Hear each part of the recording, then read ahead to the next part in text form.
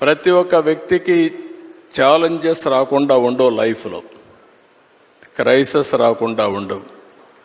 నాకైతే నా జీవితంలో దేశంలో ఏ రాజకీయ నాయకుడు ఫేస్ చేయలేని క్రైసిస్ ఫేస్ చేశా.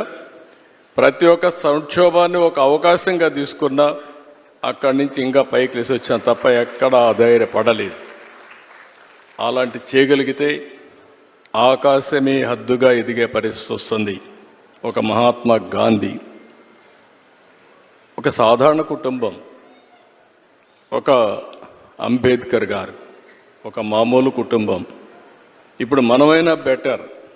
అంబేద్కర్ గారిని చూస్తే అంటరానితనం, చాలా అవమానాలు అన్ని భరించి కడాన జీవితంలో మీరు చూస్తే ఒక రాజ్యాంగాన్ని రాసి చిరస్థాయిగా భావితరాలకు ఆదర్శంగా ఉండిపోయే పరిస్థితికి వచ్చారంటే అది ఆయన యొక్క మైండ్ సెట్, ఆయన అవలంబించిన విధానం. ఇలాంటి చెప్పుకుంటూ పోతే అబ్దుల్ కలాంను మొన్నే చూసాం. ఒక ఆర్డినరీ పర్సన్, ఒక ఎక్స్ట్రాడినరీ మైండ్ సెట్తో ముందుకు పోయాడు. దేశం మెచ్చే అధ్యక్షుడయ్యే పరిస్థితికి వచ్చాడు.